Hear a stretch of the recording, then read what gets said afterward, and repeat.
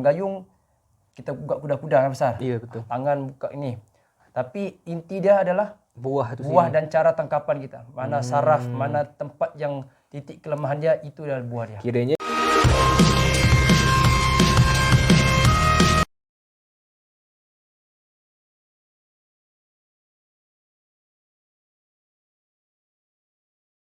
Assalamualaikum warahmatullahi wabarakatuh.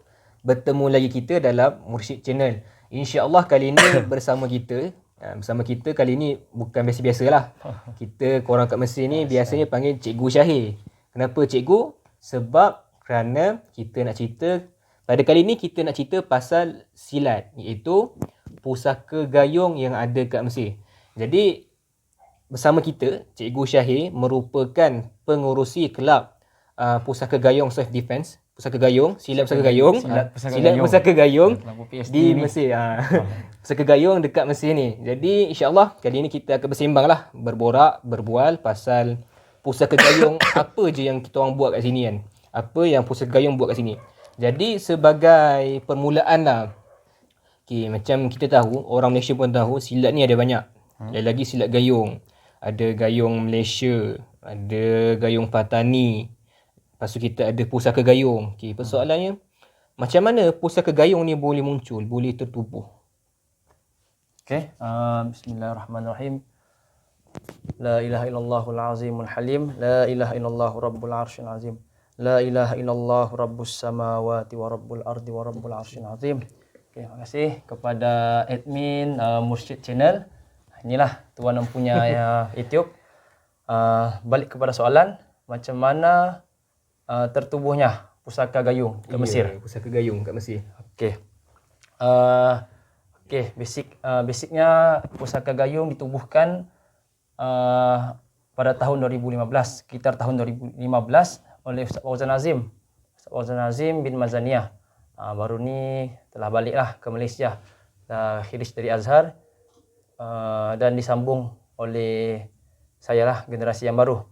Jadi untuk sekitar tahun 2015 hingga tahun 2021, sepanjang tempoh sepanjang tempoh ni Ustaz Fauzan mengendalikan pusaka gayung di Mesir. Start 2015, Ustaz Fauzan dia buka gelanggang dekat Rumah Sabah. Awal gelanggang dekat Rumah Sabah. Rumah Sabah tu masuk dekat asrama Sabah, asrama Sabah kan Ashir, dekat Awal Abbas. Oh, Awal Abbas. Sekitar tahun 2015. Jadi pasal pusaka gayung kat Mesir ni lah. Macam mana ada asalnya. Ya betul. Okey, lepas tu selang setahun tu 2016 Rumah Sabah dah direnovate. Renovate, jadi kita tak boleh latihan. Tak boleh latihan dekat Rumah Sabah. Jadi pindah ke rumah wilayah lah. Wilayah yang buat visa ni. Wilayah lama. Mat Serai. Ya, wilayah lama. Ustaz Mat Serai. Lepas tu selang setahun lagi kita pindah lagi. Kita pindah ke Demak. 2017. Lebih kurang tahun 2017 kita pindah ke Demak. Hasil daripada perbincangan, ada banyak lalat lah. Hasil daripada datang musim ni tu. Hasil daripada perbincangan daripada pegawai Sabah dengan dengan pengarah IMI. Hasil persetujuan tersebut kita dapatlah untuk menggunakan Demak dalam tempoh masa hingga hari ini. Dari 2018, 17 hingga 2000 sekarang. Sekarang 2000 apa? 2022. Jadi dalam untuk sesi kali ini latihan Demak sekitar dalam 3 gelanggang. 3 gelanggang ni dia tak ni lah. Bukanlah gelanggang ni, 3 gelanggang ni dia berbeza guru, berbeza jurulatih dan berbeza murid. Maksudnya setiap satu gelanggang ni berbeza guru dan jurulatih. Dia bukan 3 gelanggang ni 3 sesi jurulatih dan murid yang sama. Okey. Untuk sesi kali ini dari 3 gelanggang di Demak, dan kita ada keahlian pula kita buka gelanggang ni cawangan dekat BPN. BPN Rabah. Sebab banyak daripada mahasiswi daripada Sabik, daripada Rabah yang nak join silat. Tapi bila kita buka latihan gelanggang tu dekat Demak, Ashir pula dekat Basia, dia jadi jauh susah lagi. Jadi atas inisiatif tersebut kita bincang dengan Ustaz Afiq BPN. Maksudnya BPN ni dia punya persatuan. Tapi tempat Wisma tu kita panggil PKP. PKP. Pusat Kecemerlangan Pelajar. Pusat Kecemerlangan Pelajar. Jadi di situ kita ada sekitar 4 gelanggang lah. 4 gelanggang. Jadi macam tadi Cikgu Syahir dia beritahu, asal mula gelanggang ni first kali buka oleh Cikgu Fauzan dekat Rumah Sabah. Masa ke Rumah Sabah tu memang orang yang join tu student-student dari yang negeri Sabah je ke ataupun ada gak pada negeri-negeri lain masa tu? Okey, untuk latihan pertama dekat Rumah Sabah asalnya memang khas untuk orang Sabah. Tapi disebabkan biasalah WhatsApp dengan kawan-kawan markas, dengan kawan-kawan kuliah, masing-masing ajak kawan untuk join latihan. Jadi mana-mana yang hati terpaut dengan budaya Melayu, dengan silat, dia join sekali lah. Dalam tu mungkin kemungkinan tak silap saya dalam 5-4 orang lah orang Semenanjung. Tapi ingat silat ni dia tak asobiah. Tapi untuk permulaan ni Ustaz Fauzan dia buat di Rumah Sabah sebab waktu tu baru nak buka. Maksud kecil-kecil macam Musik Channel lah. Hari ni dia buat begini. Esok-esok mungkin dia buat vlog dah. Jadi artis dah ni, handsome dah ni. Amin. Jadi insya-Allah guru kita tak ajar asobiah. Jangan kita menghalangkan perpaduan tu disebabkan bangsa. Kita Melayu, ini Bugis, Bajau tak boleh bersatu. Kita kena bersatu melakukan satu ni lah, gerak kerja dakwah lah. Tak boleh asobiah. Jadi macam yang first gelanggang dekat Rumah Sabah. Kita dah tahu memang asal mula untuk orang Sabah lah. Kemudian sebar, share. Adalah beberapa orang dari Semenanjung nak join. Masa mula-mula buka tu, lelaki je ke atau pada perempuan sekali? Mula-mula buka lelaki saja. Lelaki sajalah. Perempuan susah. Kalau boleh lah lelaki saja. Sebab perempuan susah. Sebab lagi dengan dengan persekitaran Mesir lagi ni, dia tak sama dengan Malaysia. Jadi sebaiknya kalau boleh lelaki lah semua. Tapi menangkan banyak permintaan dengan akhwat. Jadi kita buat alternatif lain untuk buka khusus gelanggang akhwat. Dulu tak ada. Sekarang ni start tahun 2018 lah. Start tahun 2018 ada gelanggang akhwat. Khusus untuk akhwat, yang mengajar pun akhwat. Dia beza gelanggang lah dengan ikhwah. Kecuali kita buat program baru-baru ni pada tahun 2018 lah. Itu adalah hari kemuncak kita lah. Ataupun hari kegemilangan lah. Sebab tak macam tahu ni. Sebab 2018 tu kita dapat bawa rombongan drum. Datuk Raja Abdul Majid dengan dia punya rombongan daripada Kedah, daripada Semenanjung ke Mesir. Dengan hasil kertas kerja yang kita buat, kita bagi kepada IMI pun luluskan kita punya kertas kerja dan kita dapat dana lah. Dari dana tu kita bawa Datuk Raja Abdul Majid. Untuk makluman semua, Datuk Raja Abdul Majid ni merupakan pengasas lah. Pengasas, maksudnya waris mutlak Pusaka Gayung Malaysia. Gayung ada banyak. Gayung Malaysia, Gayung Patani, Gayung Makrifat, Gayung banyaklah. Dia banyak pecahan. Perpecahan tu pun perpecahan sayang lah. Ataupun perpecahan, orang panggil perpecahan nak mengembangkan. Dan perpecahan tu dia banyak sebab lah. Mungkin sebab ini. Jadi perpecahan tu kita tak cerita sini lah. Kita faham lah kenapa. Kita faham lah. Sebelum lupa cikgu, kata cuba minum dulu. Takut makin lama makin sejuk. Sejuknya ni. Paling takut tiba lalat masuk Jadi apa? Okey. Tadi cikgu dah cerita tentang asal Pusaka Gayung kat Mesir ni macam mana, bermula 2015. Dimulakan oleh Cikgu Fauzan. Time tu dia seorang lah. Time tu dia ataupun seorang. Ada pembantu tak? Dia seorang dengan kawan-kawan lah. Sebab asal dia buka gelanggang tu disebabkan hobi dan beriadah lah. Lepas tu guru pun bagi izin untuk buka gelanggang, dan atas izin dan berkat guru tu berkembang lah. Alhamdulillah hingga hari ni. Jadi kalau kita ni Pusaka Gayung, saya pun antara kira student jugalah, antara yang join Pusaka Gayung kat Mesir ni. Cuma walaupun masih bengkong putih, macam taekwondo ataupun karate ada tali pinggang. Boleh tak cikgu share sikit pasal macam mana grading ataupun pangkat-pangkat dalam silat Pusaka Gayung ni punya peringkat-peringkat dia? Okey, macam Mursyid sendiri putih kan? Putih lagi. Okey, asalnya kita untuk pemula untuk pemula ahli baru nak masuk gayung, kita guna dari tali hitam kosong. Lepas tu putih. Peringkat sekarang mursyid ni putih lah, putih cula. Lepas tu baru kita masuk hijau, tali hijau. Lepas tu merah. Start merah, kuning, hitam ni jurulatih. Merah, kuning dan hitam. Kiranya start merah tu dah boleh jadi mengajar ke macam mana? Boleh dah mengajar dah, boleh dah buka gelanggang. Hijau pun boleh dah. Hijau dia jadi timbalan imam gelanggang. Maksudnya dia jadi pembantu dalam gelanggang lah, hijau. InsyaAllah lah, siapa-siapa yang, ini saya punya janji lah. Siapa-siapa yang join ikut latihan di bawah kelolaan gelanggang Banjir Alam, insyaAllah kita akan usahakan akan sampai jadi jurulatih, guru latih insyaAllah. Dan apa lagi soalan? Kenapa permulaan dalam gayung ni hitam, akhir dia hitam? Kenapa tu? Kita nak soalkan sebab dalam falsafah gayung kita bermula daripada tanah dan berakhir pun daripada tanah.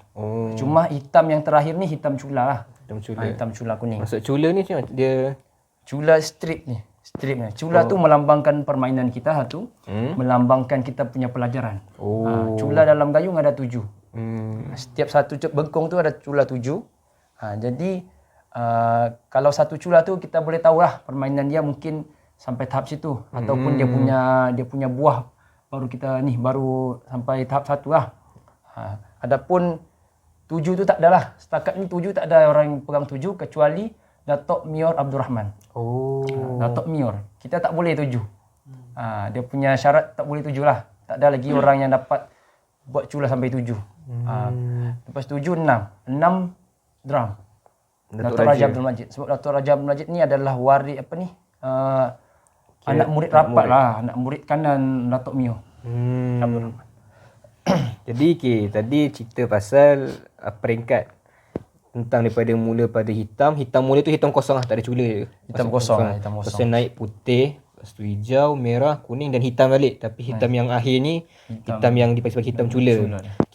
Macam selalu orang katalah pertubuhan ni dia macam ada sign ataupun tanda-tanda salam ke apa ke sip ke apa kan. Jadi gayung ni pun ada juga. Jadi boleh tunjuk sikit macam mana salam gayung ni. Salam gayung ni satu. Ni ni salam gayung. Jadi kalau orang salam macam ni kebiasaannya lah. Kebiasaannya kalau tiba salam macam ni nampak ni orang-orang Musa ke gayung ni. Simbol simbolik lah. Lepas tu kita perlu 1, 2, 3 kali. Ini simbol pusaka gayung. Jadi kalau kita orang ni kat Mesir, kita orang ni lah kalau jumpa sama ahli gayung, memang cara salamnya macam tu. Untuk melambangkan yang kita ni ahli gayung. Tapi bukanlah kata kita belagak tak. Tapi nak kenal. Ni orang gayung. Ni bukan dan sebagainya. Jadi itu tentang salam. Cumanya lah kita nak masuk sikit tentang ada beberapa lah isu tentang orang kata silat ni secara umum ni kan. Ada yang persoalkan lah, orang zaman sekarang persoalkan silat ni perlu ke lagi zaman sekarang moden. Kita sekarang dah ada pistol, dah ada senapang. Buat apa nak silat kan? Buat apa nak kita buka kuda-kuda, nak apa semua tu kan. Jadi apa pendapat cikgu tentang orang yang kata-kata macam ni? Bagi saya silat memang perlu lah. Perlu dan kita kena wajibkan lah. Setiap rumah kena ada seorang ataupun yang mempunyai seni pertahanan diri. Sebab saya kata perlu sebab satu, kita nak menyelamatkan nyawa. Dalam maqasid syariat pun kan, menjaga nyawa. Jadi maksudnya wajib. Kenapa kena nak belajar silat lagi sedangkan kita ada pistol lah. Memang betul. Kalau kita boleh belajar pistol, ada rezeki belajar pistol. Tapi kalau tak ada rezeki, bukan semua boleh belajar pistol. Kan betul. Pegang pistol pun. Lepas tu nak pegang pistol kena lesen. Tak boleh bawa pistol ke sembarang. Sebab kita negara Malaysia kan. Kecuali Mesir pun tak boleh. Samalah Mesir pun tak boleh. Jadi kalau gitu macam mana? Adakah kita nak bawa pistol? Tak boleh. Jadi yang ada dengan kita ni adalah pakaian yang ada dalam kita ni. Maksudnya ilmu dan buah-buah lah. Buah-buah untuk kita punya pakaian dalam kecemasan. Adapun dalam gayung, apapun yang kita pakai ni, ini adalah senjata kita. Contoh, kita boleh pakai cindai. Biasa orang pakai cindai. Maksudnya serban lah. Serban tu kita boleh jadikan senjata. Kain tu lah. Kain tu. Jadi dalam gayung permainan cindai ni permainan paling tinggi lah. Itu kadang kalau guru-guru gayung dah kebanyakan dia letak cindai sini. Pasal awak tak kain situ kan. Sini.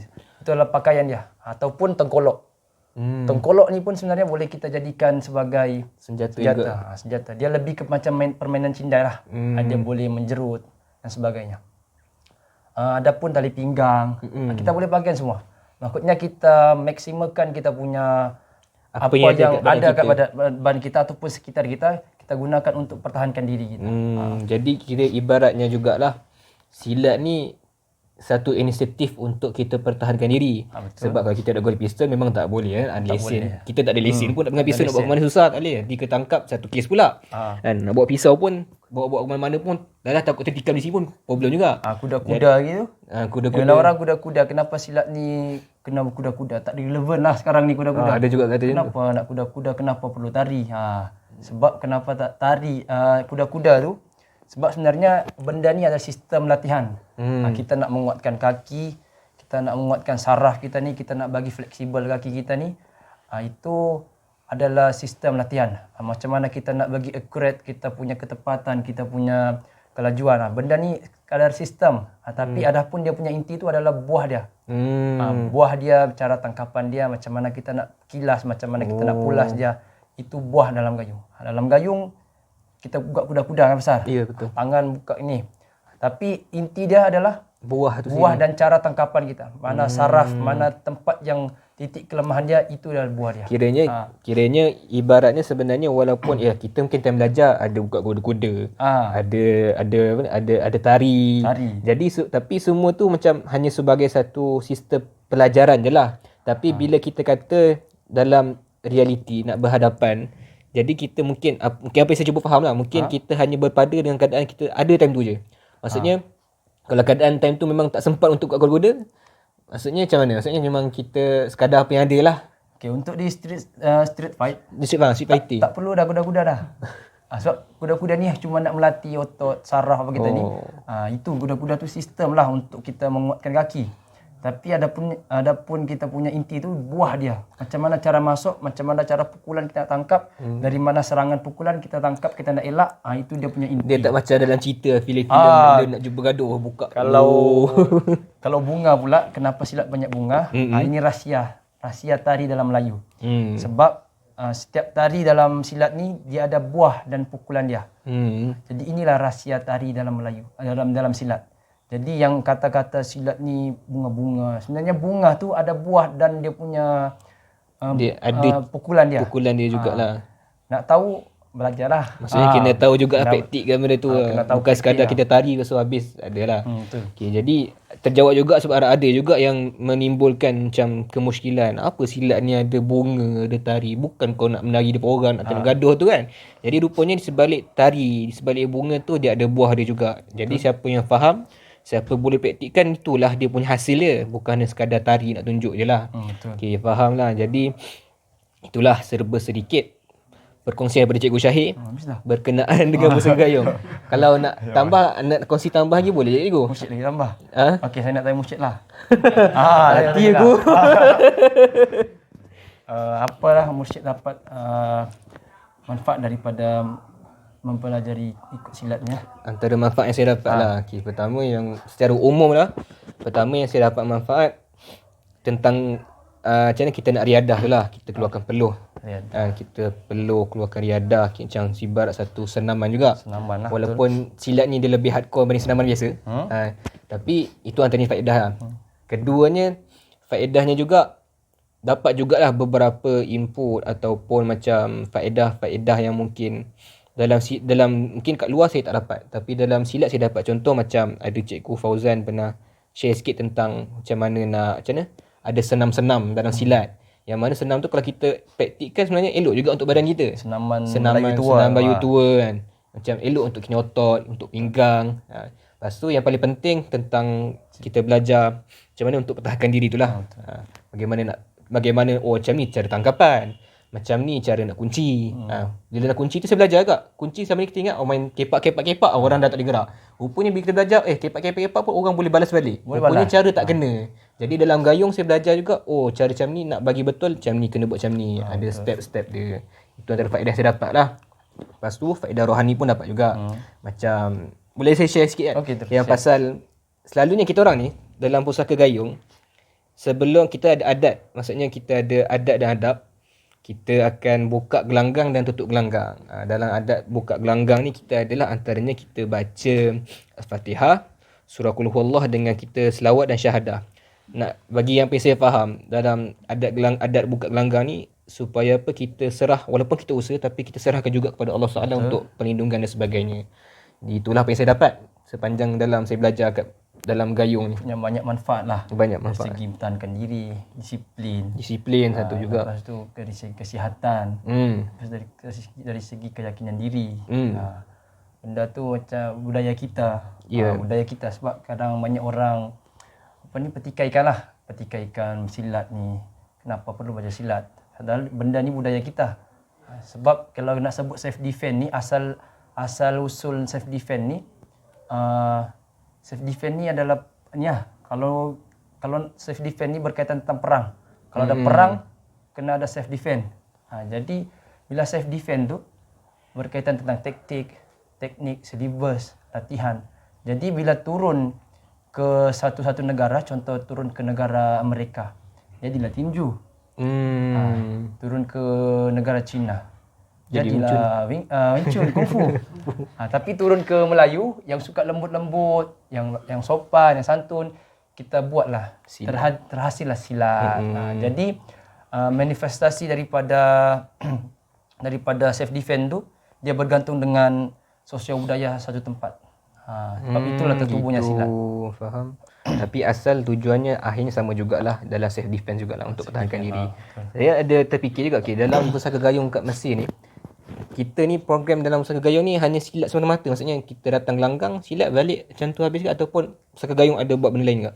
Dalam pusaka gayung kita ada pengurusan gelanggang, kita ada pengurusan organisasi dan kita ada majlis jurulatih. Maksudnya tiga tu jurulatih, organisasi dan gelanggang. Maksudnya tiga ni kita merangkumilah untuk pusaka gayung Mesir ni, tiga-tiga ni kita ajar. Macam mana nak handle gelanggang, macam mana nak jadi jurulatih dalam gelanggang, macam mana nak urus program. So, kita pun pusaka gayung Mesir ni pun kita buat program yang berasaskan self defense lah, program yang berasaskan kebudayaan dan kesenian. Jadi insya-Allah mana-mana yang berminat untuk nak join bersama dengan kita, insya-Allah saya janji siapa yang belajar dengan kita, insya-Allah kita latih sampai jadi jurulatih, insya-Allah. Masya-Allah. Jadi sebelum kita nak habis kita nak akhirkan kita punya sembang santai ni, ada tak kesimpulan ataupun nasihat kepada orang sana berkaitan silat ni dan sebagainya? Nasihat apa? Saya cuma nak beritahu ni lah. Nak sampaikan apa yang kita pegang sini. Apa yang gayung silat pegang, khususnya gayung di Mesir ni. Satu, guru kita tak ajarkan asabiah lah. Walaupun saya Sabah, mursyid Selangor lah. Kita tak asabiah. Jangan jadikan bangsa tu untuk kita tak menyatu. Satu, jangan asabiah. Yang kedua, kita kena saling berkenal-kenalan. Maksudnya boleh jadi dalam gelanggang tu ada yang lebih pandai, ada bijak pandai bijak pandai lah dalam kalangan kita. Jadi kita saling berkongsi input lah satu sama lain. Dan seterusnya jangan ada iri hati, hasad dengki, sebab kita tak nak dalam satu persatuan ni ada gunting dalam lipatan dan ada daging dalam duri. Bahaya tu. Bahaya sekali. Saling mengingati. Saling mengingati. Dia lupa kita ingat dan saya lupa dia ingatkan. Itulah masing-masing ingat. Dan insya-Allah guru kita saya kenalkanlah boleh? Boleh. Guru kita panggil Tokku Panjalam. Istilah gelaran dalam silat kita panggil Tokku Panjalam. Tokku Panji Alam. Nama sebenar Ustaz Abdul Razak. Bekerja di Sabah. Dia asal Terengganu. Tapi bekerja berkhidmat di bawah di Sabah, mengajar sekolah menengah, mengajar KPT, Kementerian Pelajaran Tinggi lah. Oh. Maksudnya guru agama lah. Jadi insyaAllah awal bulan 3 ni lah. Tak silap saya sekarang tanggal berapa dah? Ini 6 hari bulan. Tanggal 8 gitu tak silap. InsyaAllah balik ke Semenanjung balik. Dia dapat tukar tempat kerja. Kiranya Terengganu di pos ke Sabah. Time Sabah tu lah Cikgu Abdul Razak ataupun Tok Ku Panji Alam ni. Saya belajar dengan dia. 11 bukan. tahun. Lebih Lama kurang 11 juga. tahun. Lama juga buka tu. Okay, jadi sebagai akhir kata kita nak ucap terima kasih lah. Terima kasih banyak-banyak sebab sudi meluangkan masa dalam slot sembang santai kita. Cerita dan share pasal pusaka gayung kat Mesir ni kan. Selama ni orang mungkin tak nampak jelas sangat pasal silat dan sebagainya. Alhamdulillah kita dah terjawab beberapa perkara berkaitan silat secara umumnya dan kenal secara khususnya tentang pusaka gayung yang ada kat Mesir ni. Jadi sekali lagi saya ucapkan terima kasih kepada Cikgu Syahir. Akhir kata jangan lupa untuk subscribe, share dan like video ni. Assalamualaikum.